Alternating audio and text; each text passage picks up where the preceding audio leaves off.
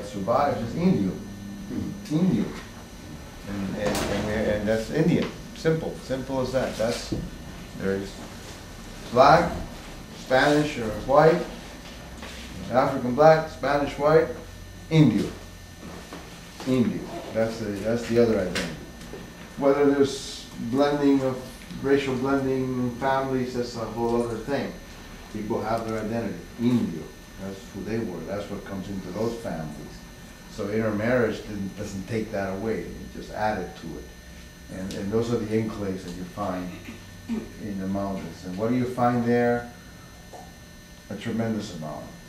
You find, of course, the living culture of the agriculture, the herbal knowledge, the knowledge of the land, the knowledge of the everything, the systems of agriculture that are very Caribbean, very indigenous, such as planting by the moon phases, all those tuber crops, all the root crops have their moon. If you plant against the moon that's prescribed, they don't crop out right, and so forth and so on. I mean, it's a proven range of knowledge that scientifically is becoming more obvious what it is.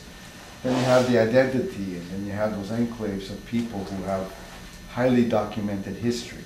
We're lucky that way because it became much more difficult to find the documentation. It's a smaller place, it got run over not only in the early history quite strongly, but then it got run over the last 40, 50 years by U.S. policy that destroys local agriculture, which is where a lot of the culture is based. So they have, interesting about the Boricuas, while they have that harder history of retaining documentation, they have I would say, the highest impetus for identity these days. They're really a leadership in laying it out. We are Cuban Tainos and put the last down, and they're so articulated and so intense that they got lots of fights among different groups. You know, they used to. That's a unifying thing now too. That's not happening as much. That's all growing pains. You know, this group surfaces here, another one there. This one says they're the true Tainos, and this one says no, you're not. Everybody as well. You have all that stuff that goes on in movements, in all native movements, in all ethnic movements. You have these kinds of, you know, growing pains, people identifying. But over time then, once you get one generation, two generations going by in a movement, it begins to smooth out. People begin to see, wait a minute, you know, what example are we laying down for our children here with all this bickering? You know, we got to get past this into a moment where, you know, we're responsible for that next generation. That's happened. So those things are elements, you know, of a very, very long history, long story. A lot of this kind of documentation, hours and hours and hours of tape and books that are coming out, articles that are coming out, photography, and then to find, you know, in these communities not only the living culture but the cosmological culture, to find the ideology of culture in the prayers, in the singing traditions, in the ceremonial traditions that pay attention to the cosmic family, you know, the Mother Earth, Father Sky, or Sun,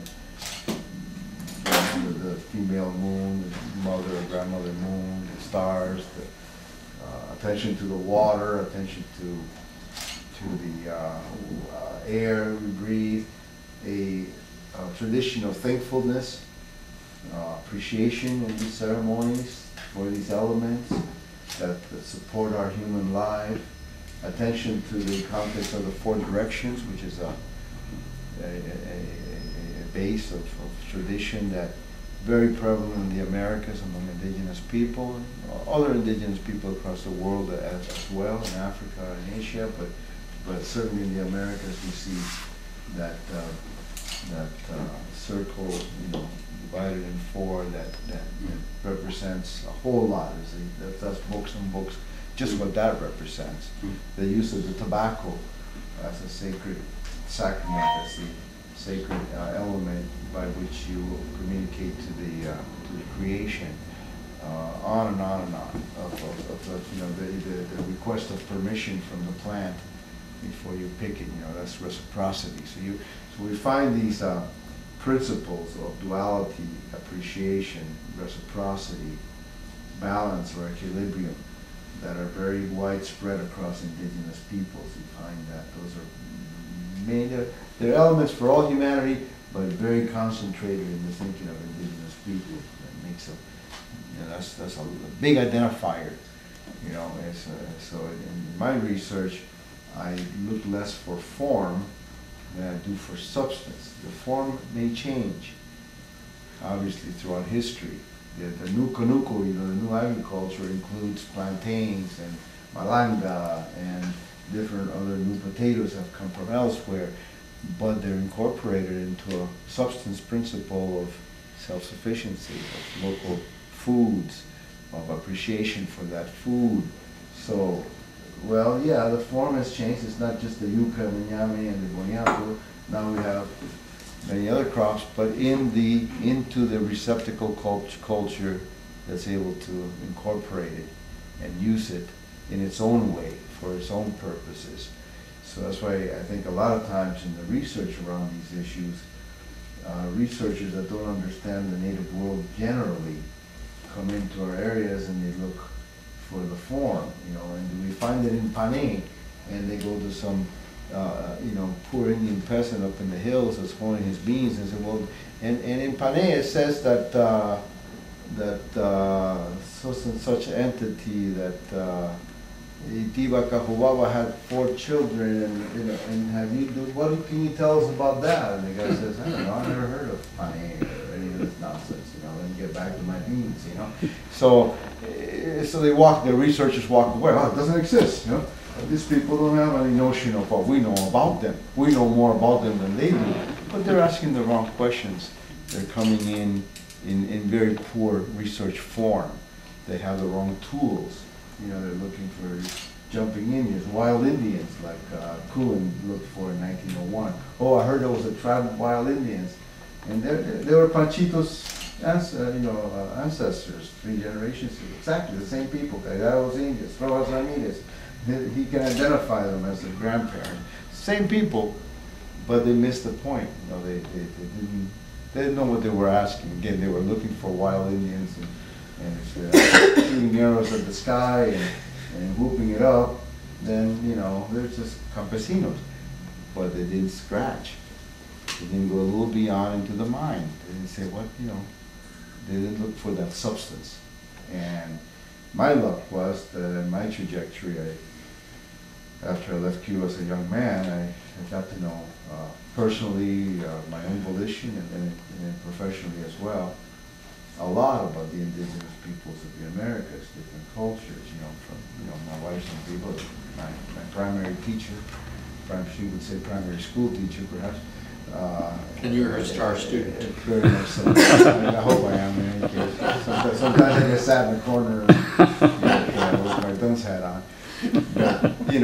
But and then a lot of other folks, throughout North America, movement activities, human rights activities, travel, You didn't tell us what capacity you went to Dominica in 1991. Did you go for the university or for Wasakani News, or on what capacity? At that time, I was conducting some work on the Quincentennial, on the Columbus Quincentennial, and took the opportunity to run. But you were doing it for Wasakani News or for for Fuego Press. It was a journal that we had at Cornell University at the time. That's what I was doing it for. And actually, I went to Dominica with a development group of Canada. That's what paid my way that one time. It was partly developing some fisheries, a dock that they were building there for the canoes. So I went there to help to assess that work, and then got a chance to talk to the same. What was your doctorate thesis on? It was in the Caribbean. On the Caribbean? In what year? First 50 years of contact. I got it in 92. In 92, from Buffalo? From, 2 years to Buffalo. So, and that's when you found out that the Canadian side is better than the American? Oh yeah, like they say, the Canadians They put the carrot, out, and the Americans hit it with the stick. You know? same policy. Nowadays, the Canadians are starting to hit with the stick too. So it's not the same old Canada. It's old Canada is changing considerably. So I mean, you know, like all of us, I could talk for hours. And unfortunately, today we have a phone call this morning. Some folks we have to pick up at 5, a little bit after 5, up at Union Station. But I really wanted to thank you for this effort and for the work that you have downstairs, this exhibition on Acaona and Atway, and the cosmology, the Taino cosmology, very interesting craft that you applied to it, to that work. Very compelling, I think, and it has the potential to be shown. I was particularly taken with your woodcut of the Itabe, of the representation of Itabe, particularly because we're working on an exhibition that we hope will be up 2016 on this subject. And one of the elements that we know for sure happened, and history, the chronicles told us that, a whole lot of, as I was mentioning here earlier for someone else, a whole lot of intermarriage into the Taino woman base went on, a whole lot of it.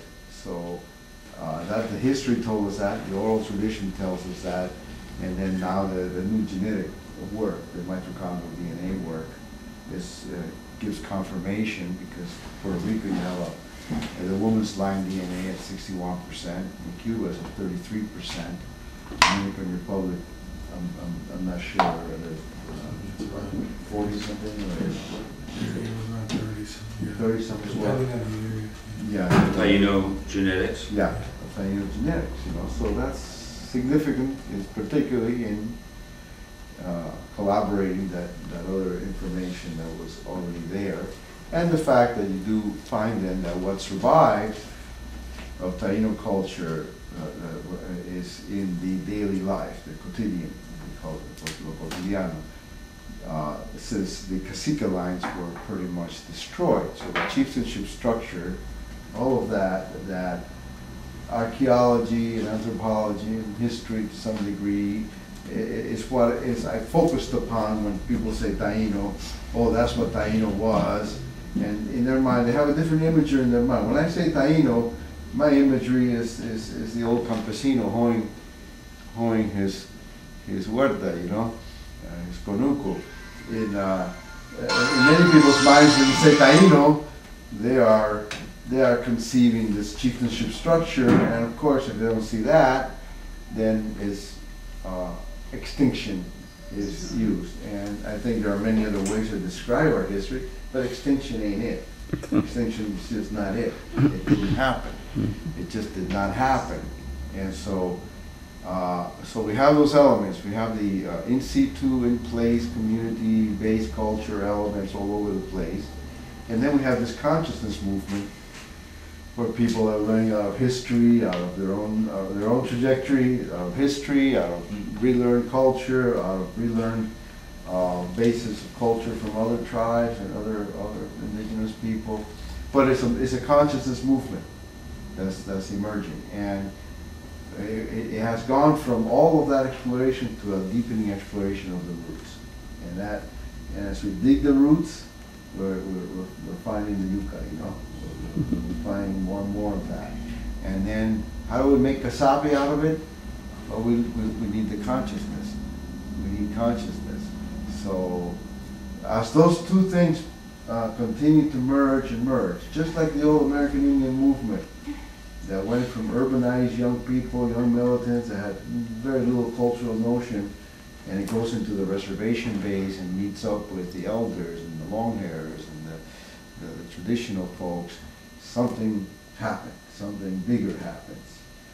We're beginning, that stage that's just beginning for us, you know, we're seeing it. So for me, it's a very hopeful moment that the community base forces the consciousness people to be more realistic about where they're at, and the consciousness people, the movement people, add a huge amount of energy to the consciousness base. You know, if Panchito Ramirez up in the mountains, without any contact with any of us over the last 30 years, would be a much diminished community. Very much. The last 30 years will continue to dry up that community. When we injected just a sense of, hey, we're happy you guys are here. We come to meet you guys. We're just happy you guys are here. Just injecting that in the late 80s, early 90s, and then through some meetings we had there and so forth, has given that the young people are no longer wanting to run away from their elders. The young people, they value their elders right now. They're saying, oh wow, we have something here that people really want to have. So it's this dynamic going back and forth, it'll never end. It'll never end. You know, we're now going into the third generation of this consciousness movement. We have 2 generations that have grown up with this activity around them, this flurry of Taino activity around them. 5 generations from now, nobody will remember that there was ever a question. And so that's what we're seeing. And that's, again, I'm very happy to greet my 2 brothers here as well, you know, and Mucaro especially. I've seen him grow over time, so I'm seeing our leadership really begin to emerge, mature, emerge in a political way, and it's a new generation from me, you know. It's a next generation from me. I'm on my way out, you know, and just to see these guys still have 15, 20, 30 years of strong activism in front of them. And then there's much younger people coming behind him. He's getting gray hair now, you know. He's a young guy, you know. And so, you know, and that's, you know, like my wife and I, we're both activists, go back a long way, always support each other and work with the women that she does and the work that I do. And you know, you get old and you slow down and you have to make your time last more. You know, you have to get more done for the buck. You know. But so you become an elder, and the young will listen to you, and that is the hope. Big shift. And I have to tell you a very quick story. In 1960, God help me, I was the president of Young Republicans in California, and I went to the National Federation meeting. I was a progressive Republican, a Teddy Roosevelt and a Lincoln. That makes me really a dinosaur. And I went to the National Federation meeting in Rapid City, and that's when I learned about racism. I'd never seen it in California. I saw signs on all the bars saying no Indians or dogs allowed. Yeah. Wow. Yeah, and then the California delegation, we got up and we proposed that Richard Nixon should be a man of honor, and that the greatest hero of American tactics taught at West Point was Chief Joseph of the Nasby, and that Chief Joseph had been promised by General Miles when he surrendered 10 miles from the Canadian border, that if he would lay down his lance and from this point he would fight no more, that he of course would go to Fort Sill and they would imprison him, but that General Miles was to promise him that when he died, his bones would return to the ancestral land where he was born in Oregon. And General Miles promised. And we petitioned. And the Young Republicans passed overwhelmingly a resolution to the President of the United States that Chief Joseph's bones were be returned to Oregon.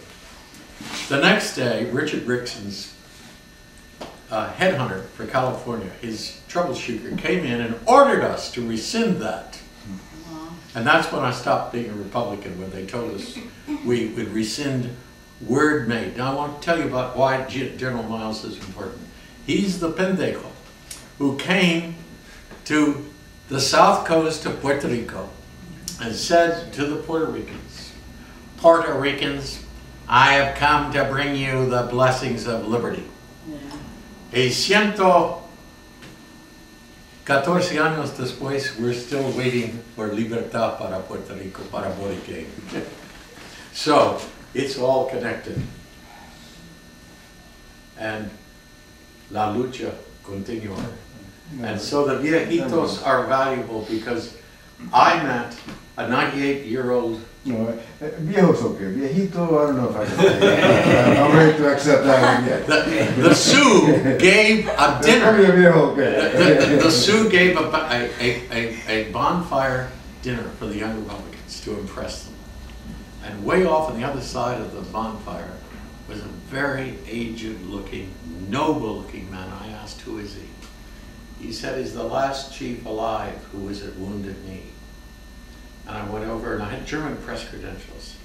And I told him I came from a French family who lived in Cuba, and I wrote for the Germans. And we in Germany admired the courage and the nobility of the Sioux so much. And he said to me, slowly we gain our strength, and one day we will rise up and drive the devil out.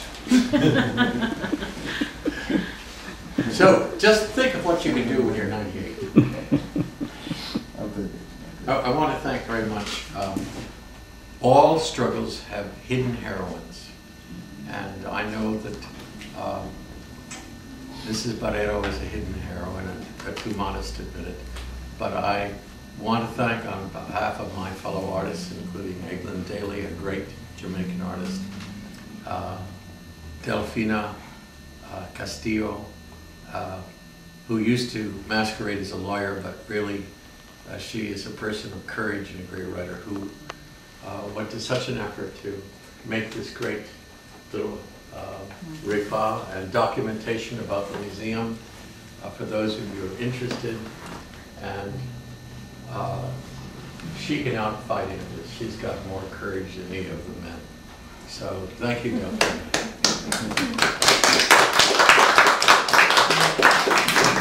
Waitiao, na iri Roberto Mucaro Borrero,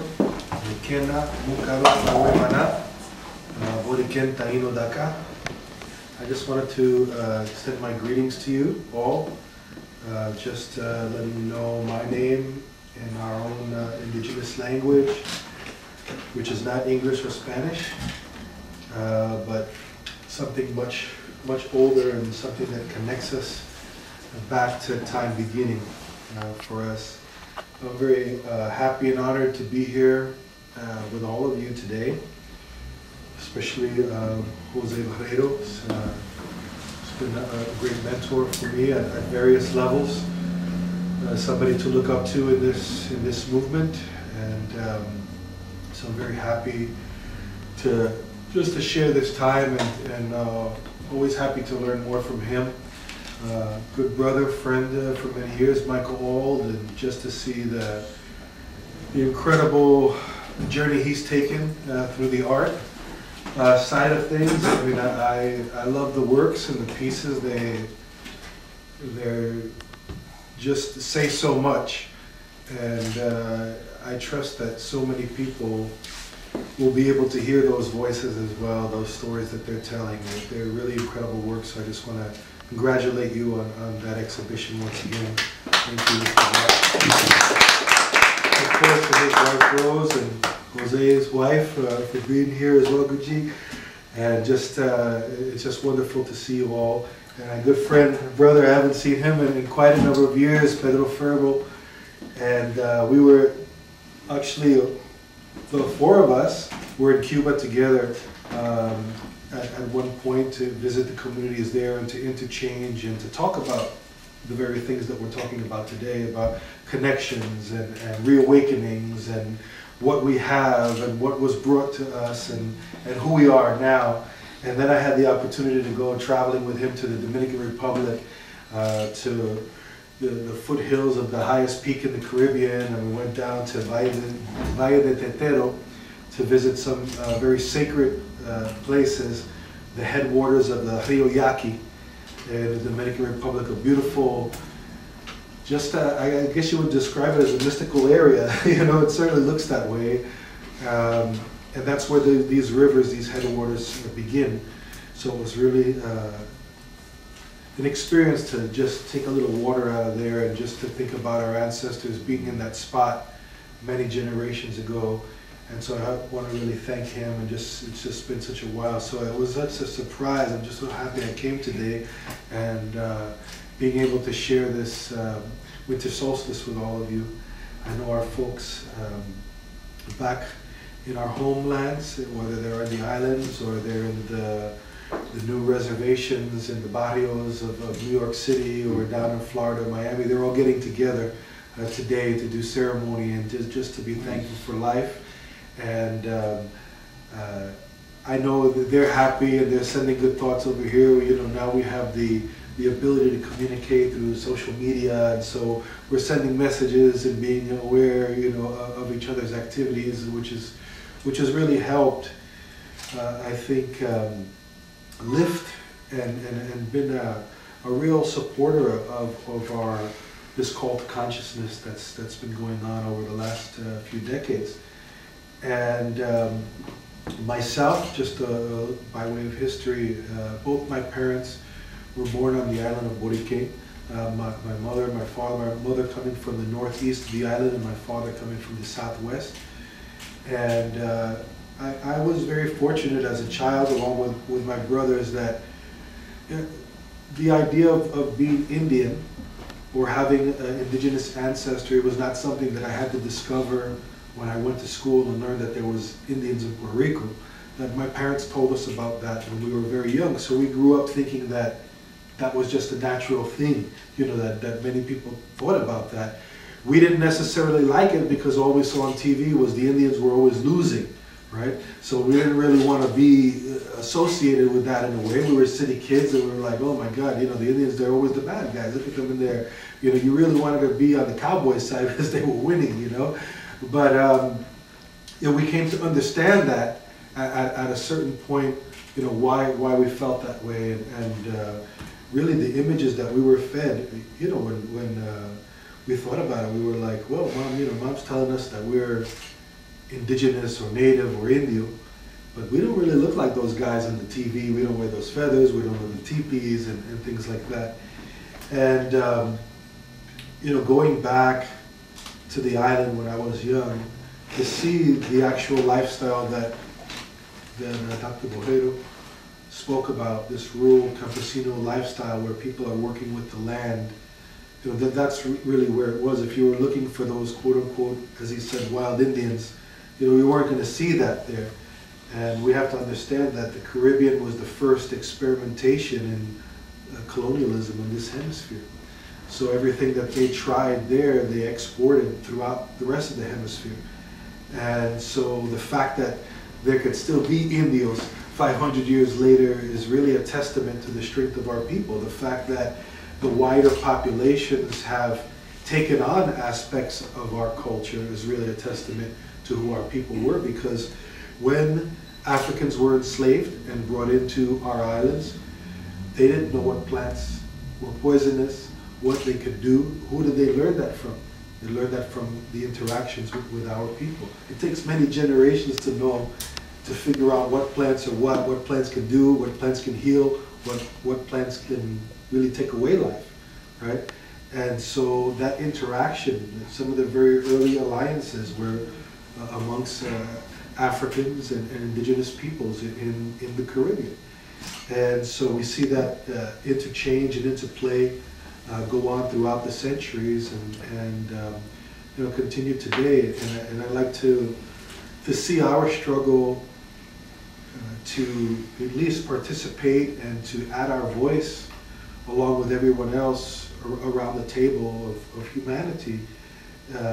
I see it as part of other struggles that come up for civil and human rights. From the late 60s into the 70s, you see some of our folks, some people like Jose and other people were involved in other movements going on at the same time. That when people were marching and calling for civil rights here in the States, people were in South America also calling for rights, inspired by those struggles as well. So I see our Taino, our affirmation of Taino heritage and culture as part of that trajectory of a larger human rights movement. And that's important today because we've taken that call and that struggle, like Dr. Martin Luther King spoke about. You know, we have to move beyond civil rights to human rights. And I take that to heart because at the end of the day, it's all about the respect, right? Who we are, where we come from, and our rights to be. You know, we all are born with human rights. You know, they're not given to us, but just by being born, we have rights. But for indigenous peoples, for some reason,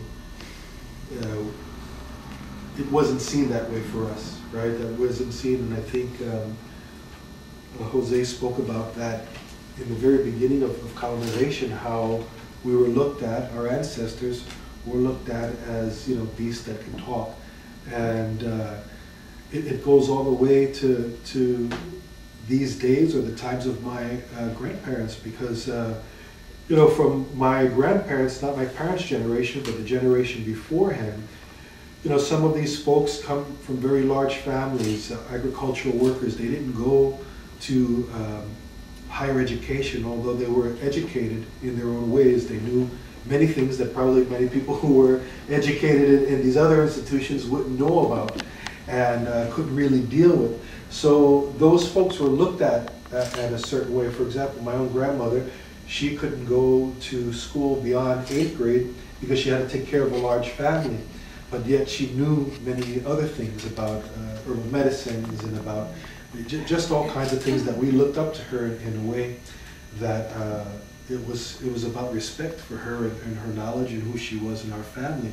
So you could imagine how families like mine, who grew up looking at their grandparents in a certain way, in a respectful way, then we go to school and we're said, well, you have to listen to your teachers and, you know, respect them when they're there. You have your grandparents telling you about an indigenous heritage, you know, somos indios, we are Indians, you know, and then they go to school to the other people who we're supposed to be respecting, and those people are saying, there's no Indians, those people were all wiped out. You see, after a couple of generations, the mind games that can play in that generation, my parents' generation, really bore the brunt of that. And so it was harder for them really to express. So that's why I'm very thankful to my mom. And she was there last week, and I had the opportunity to thank her before a lot of people for that seeds that she planted. And you see, we talked a lot about planting because that's part of who we are, you know. And you know, all of this is part of that circle, and so it's very relevant that we're talking about Jamaica and bringing them also in, because they're part of our heritage too. And just this year, earlier this year, I had the opportunity to go to Jamaica for the first time. Jamaica or Jamaica, however a dialect you might pronounce it like that. But what I was struck was the fervor for knowledge that people had. We were at a particular festival, I mentioned this to a couple of folks already earlier, but we were asked to do a sunrise ceremony to open a festival there in Jamaica. And it was obviously at sunrise, so it was very early. I couldn't believe how many people had come because they heard on the radio that this was going to happen. And they participated, and they were moved, so much so that you could feel that energy. And they were so connected to that in a way. And I remember at one point I said, you know, we consider you folks relatives because our ancestors lived here, whether you have Taino heritage, you know, biologically or spiritually, but, you know, our ancestors lived and died here. We're part of this earth. You guys plant the food here. You eat the food. So we're inside you whether you like it or not, you know. And they resonated to that. And I mean, from the morning to when we left at 5:30, it was just a stream of folks from Rastafarians to more educated folks in the institutional realm to just all kinds of everyday people were just so interested in this heritage and asking questions, because I think they feel like many Caribbean islanders. They feel cheated out of a history, that the history was told to them in a certain way, but they haven't gotten all the answers. So when there's an opportunity to speak to someone who has a different perspective, there's that wanting to connect and say, you know, we heard this about this, and was it true that this happened, or did this happen, or that? And with just so much of that going on all day, it was incredible. Roberto, you were lucky. Tienes una isla donde se puede decir con orgullo, soy Taino, soy de Bodequén. When you went to the Dominican Republic with your friend, how much resistance did you find to being able to say, soy de sangre Bodequén? How difficult? The Dominicans I know all have been up in the mountains. They've come from way up in the mountains. They speak of tremendous discrimination against them during the dictatorship. How difficult do the two of you feel it is to be able to say, estoy buscando mis raíces, my Taino roots? What is the situation in the República Dominicana? Well, I'll just say just a quick, I think that, while we say, first of all, we say in Bodequén, that somos indios, there's a tremendous resistance to us saying that, even in Puerto Rico, that we have, folks who, as I said, when somebody's treated that they have no education, the Indios tonto, right? You remember the Lone Ranger in Tonto? Yeah, right. It was really the Lone Ranger in Tonto. And every day Americans were saying that, calling that Indian stupid all the time, and nobody ever talked about that. I don't understand why, but if you're from a Spanish-speaking country, you understand what that means. And that ideology still persists. I remember the guy in the video, our good friend Irvins, who was speaking, talked about, if they're holding shoes in their hands. For some of our folks in Bodequén, the police used to line people up, and they used to be able to tell where they were from because of the way their feet were, because they didn't wear shoes. There's a lot of them couldn't afford shoes or wear them, right? But what all I'm saying is that there's a tremendous resistance to Taino affirmation in every island, and I think the Dominican Republic has a tremendous resistance, and I saw it while I was there, but I saw it in Puerto Rico too. I worked on a project to input Taino cultural awareness in a curriculum in Ponce, Puerto Rico. And this was done by the National Humanities Council. And the biggest resistance that I received was from some of the teachers who said, no, well, here in Puerto Rico we talk about the Indians, but that's in the past. We really want to focus on our African heritage and our Spanish heritage because that's really what we are. And I couldn't believe it, right?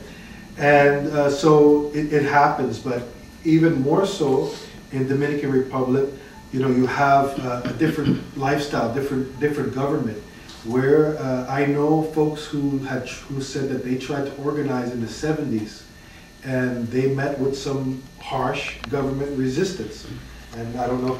Can you tell us about this? No, I agree with Roberto and José's observations as well. People identify as Jíbaro or Guajiro or Campesino, and there's not a lot of benefits for identifying that way in a colonized society. So there's a distance from identifying as Indigenous, Indio, Taino. But once you spend a little time with the actual culture and you see people's pride around their actual identity, then it's just like, so words get in the way.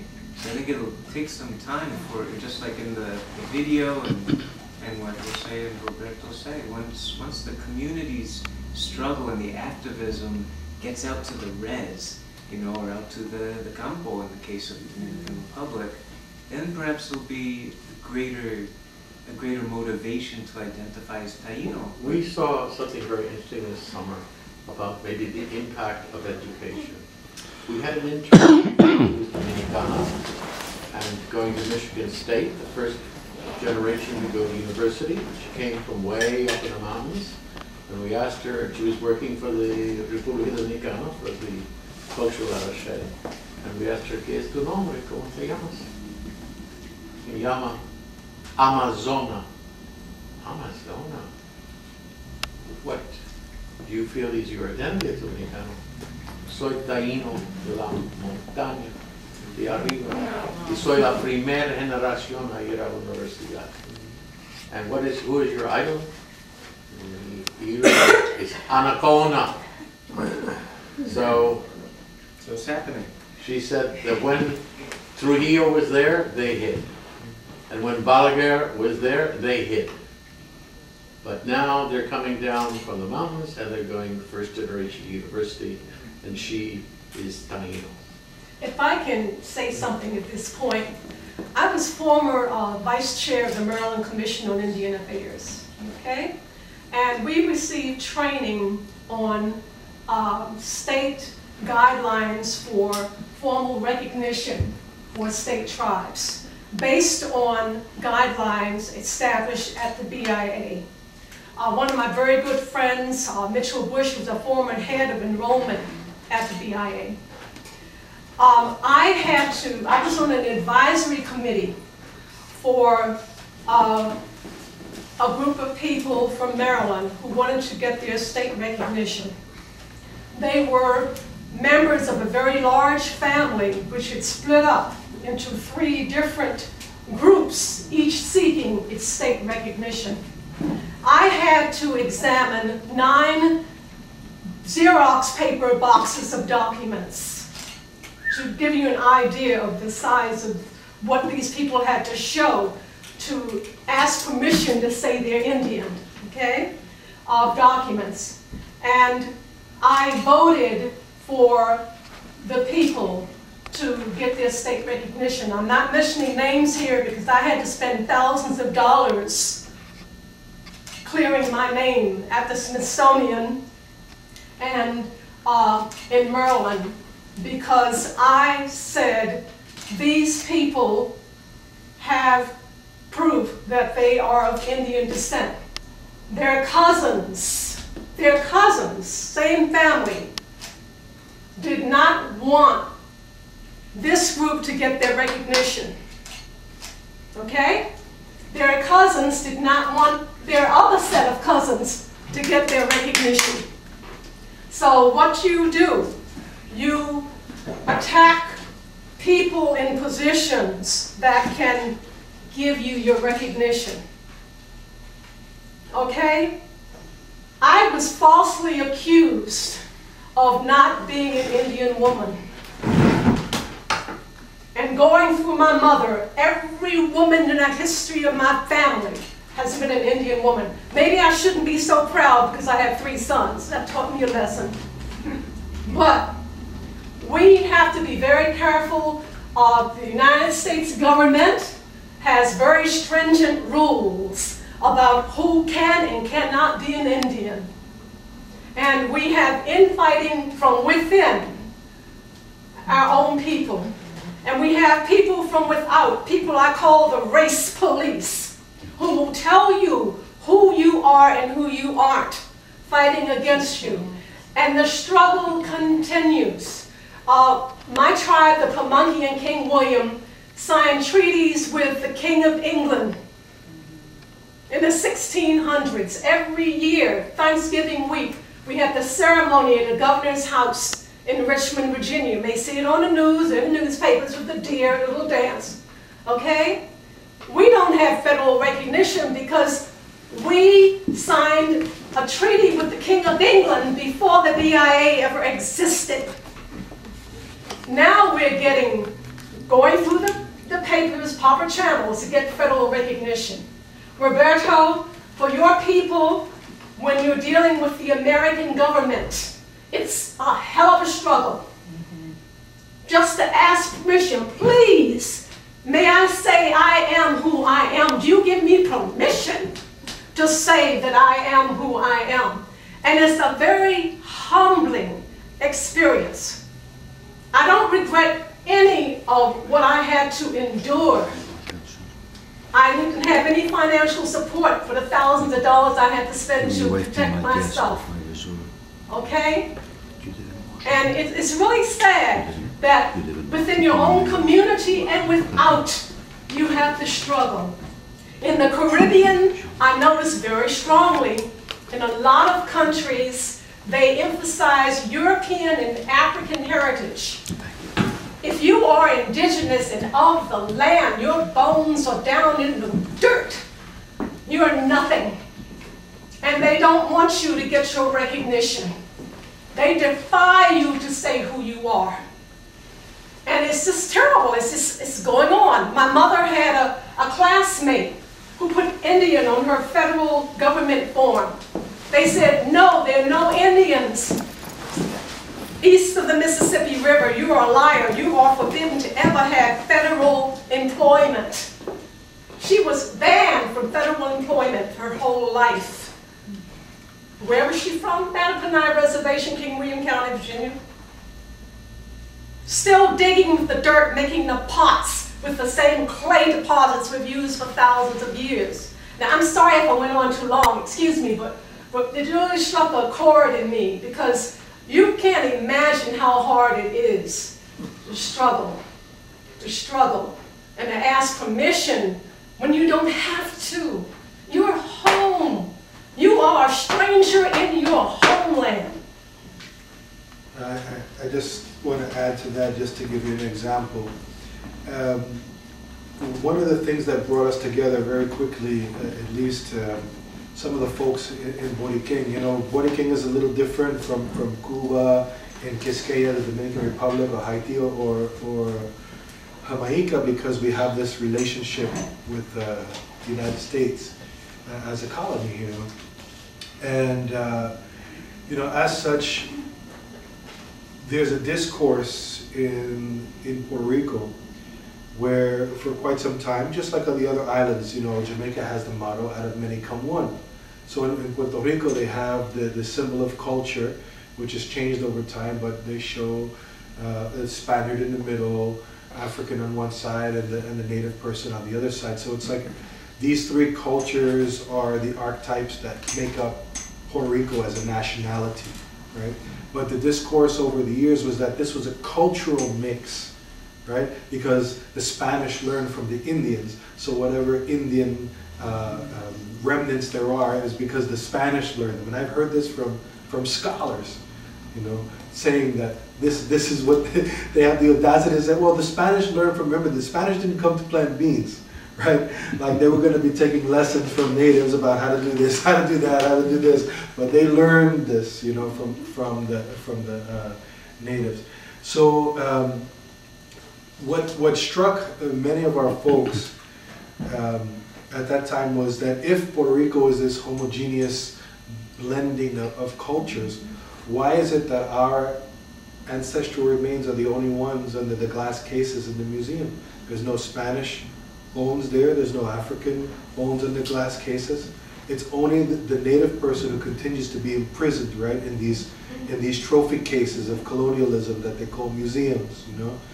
And, you know, for us, we were thinking, well, how are we going to educate our children if we're bringing them to museums to learn, and we're talking about being Puerto Rico as nationalism, but yet the native peoples are the only ones that are there?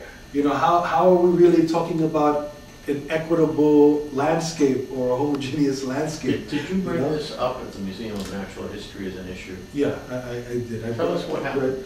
Well, first of all, the American Museum of Natural History has a whole history of relationship with native peoples and ancestral remains. And look, they're going to go. Yeah, we have to go. We have to Sorry to keep here so long, man. Maybe we'll get just a quick photo before they go together. Michael, come and take a quick photo. Please, Peter, could you come with this?